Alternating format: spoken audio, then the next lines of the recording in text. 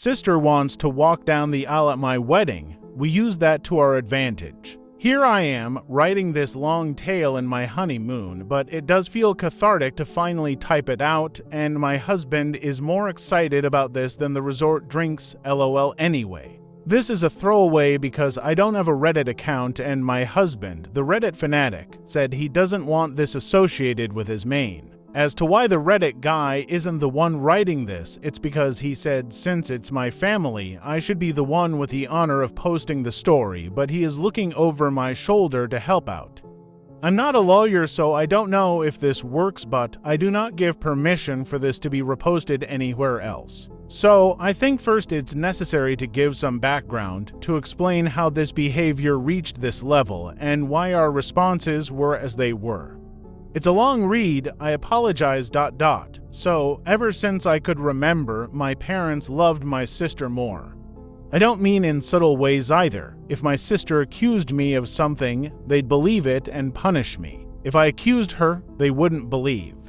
Even if there was undeniable proof, they'd still give her a lesser punishment and try to find a way to scold me in tandem. My birthday cake had to be a flavor she wanted. Hers did not, and my parents always denied knowing I didn't like that type of cake. They always bought her a bit more than for me. We went to where she wanted, even if it was an event that should be about me. My sister grew up spoiled and didn't like me, just used me as a punching bag. But at first she mostly ignored me, but then it got really bad when we were young teens. I'm not sure what the cause and effect are, but she found herself with no friends and her behavior got worse. Did her friends move? Did they ditch her because she was mean? I don't know. Because we were never close and my parents loved to boast about her achievements, but never ever mentioned any issues, whereas with me, they loved to bring out any flaws of mine constantly as teasing material. I only knew she had none because we went to the same school and I noticed her no longer walking around with people. Anyway, she had no friends. I did. I used to be decently popular. My sister realized that, and suddenly I stopped being the occasional punching bag to a hated person she needed to take down at all times. She started accusing me of more stuff. She accused my friends of more stuff. My parents stopped allowing me to hang out with anyone, the excuses ranging from they're not good people according to your sister to why are you trying to leave us? Why can't you be like your sister and enjoy family time? What saved me from complete isolation was extended family. Most of my family lived in the same hometown, and I got along with my cousins despite some age difference. At one gathering, they invited me over to something I don't remember what, and I sadly replied I'm not allowed to go anywhere. When asked why, my kid self with no filter replied that it was because I wasn't allowed to have friends since my sister didn't have any. Well, that reached the adults, who apparently tore my parents apart. Later, I was scolded for lying and grounded as if I had anywhere to go for a month. But after that they allowed me some leeway, so it was worth it, and my sister changed schools. I guess the humiliation of extended family knowing her social status was bad and she demanded to be changed, and my parents immediately obliged, even though it cost them more since the school was further away. But she made friends on the new school. However, she never went back to the previous status quo of mostly ignoring me. I guess having felt the power of how badly she could screw with me and anger that I told family she had no friends, she never let me go. My life was still bad. Her friends would come over and bully me, and my parents called it light teasing. I never called friends over because my parents were awful hosts to them, or my sister would accuse them of taking stuff and they'd believe it. I did become close to my cousins though, since my parents never dared do any of that to family. And then I got my first boyfriend. I didn't want to bring him home at all, but my parents insisted. Well, at one point we were separated and he came to find me to tell me my sister was flirting with him.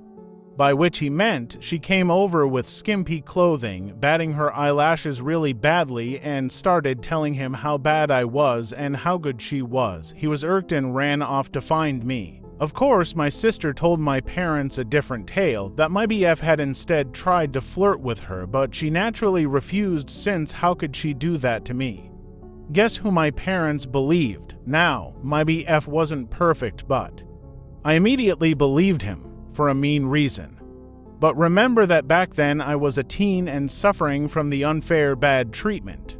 I was very resentful and moody, and now hated my sister as much as she hated me. With that disclaimer out of the way, let's talk about looks. I hadn't mentioned them yet because they weren't relevant. My parents are overweight. And since they liked showing love via food, giving you more food, buying treats, etc., my sister is also overweight, whereas I am not. In fact, I've always been kind of skinny because punishment often included no treats or snacks.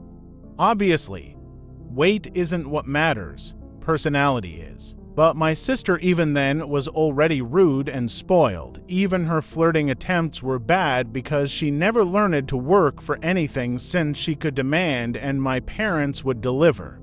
Added to that the fact that she didn't look like some sexy model.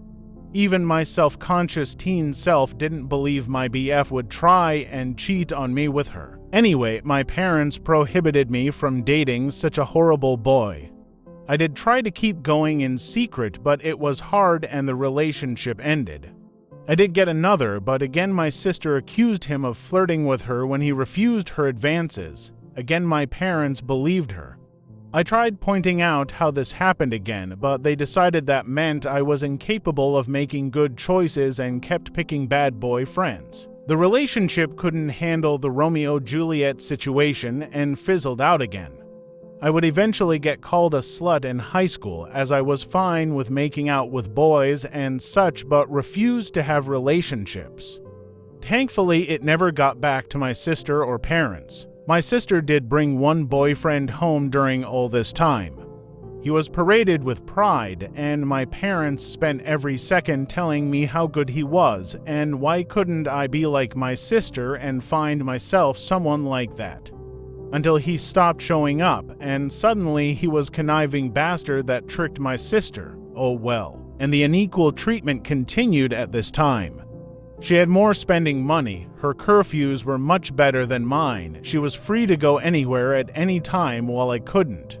If I pointed it out, my parents would say it's because she's older. But when I reached that age, I still didn't have the same treatment she had, and when pointed out, they deny they ever said that or claim it was because I couldn't be trusted like she was. Time goes by, and it's time for my sister to graduate. She was accepted into a college. Not a very well-regarded one, and she had no scholarship or anything. Again, because only her achievements were told to me. I don't know which colleges she even tried for, so I can't say how badly she was rejected. Follow for part 2.